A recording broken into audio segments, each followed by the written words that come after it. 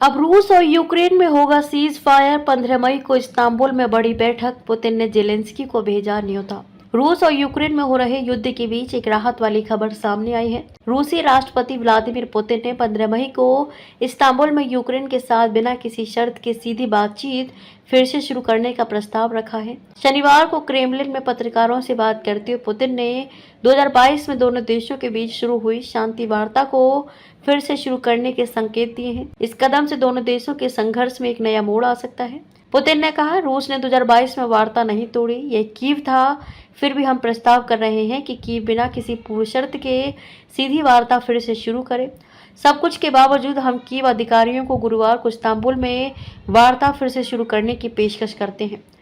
उन्होंने कहा, मैं आपको याद दिला दूं कि इन वार्ताओं के परिणाम स्वरूप एक संयुक्त मसौदा दस्तावेज तैयार किया गया था और कीव वार्ता समूह के प्रमुख द्वारा इस पर हस्ताक्षर भी किए गए थे, लेकिन पश्चिम के आग्रह पर इसे कूड़ेदान में फेंक दिया गया।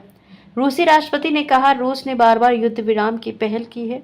कीव के अधिकारियों ने हमारे किसी भी युद्ध विराम प्रस्ताव पर कोई प्रतिक्रिया नहीं दी है। घोषित युद्ध विराम के 3 दिनों के दौरान कीव ने रूसी सीमा पर हमला करने के 5 प्रयास किए हैं। रूस और यूक्रेन के बीच युद्ध विराम को लेकर अटकलें तेज हो गई हैं, जहां अब रूस और यूक्रेन के बीच लंबे समय से चल रहे युद्ध के बीच अब बिना शर्त सीधी बातचीत की संभावना एक बार फिर से सामने आई है। इसको लेकर रूसी राष्ट्रपति व्लादिमीर पुतिन ने रविवार को कहा कि वे 15 मई को तुर्की के इस्तांबुल में यूक्रेन से बिना किसी शर्त के बातचीत करने को तैयार हैं।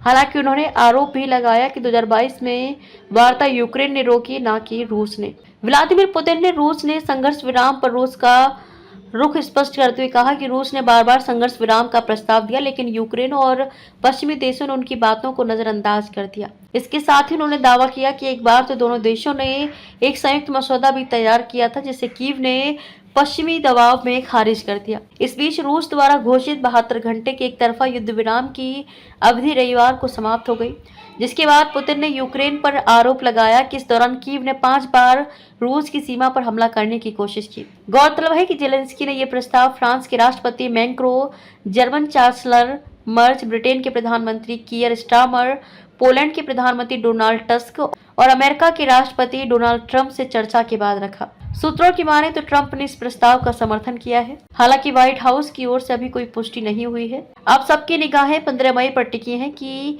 क्या ये बैठक शांति की ओर कोई ठोस कदम साबित हो पाएगी या फिर एक और मौका गंवा दिया जाएगा। वहीं इस मामले में यूक्रेनी राष्ट्रपति व्लादिमीर जेलेंस्की ने सोमवार से 30 दिन का बिना शर्त युद्ध विराम लागू करने की अपील की है, ताकि शांति वार्ता की राह खोली जा सके। उन्होंने कहा कि यदि रूस नहीं मानता है तो ऊर्जा और वित्तीय क्षेत्रों में कड़े प्रतिबंध लगाए जाएंगे। इस न्यूज के प्रायोजक हैं servo step power private limited, servo step for strong tomorrow और अयाज परफ्यूम्स।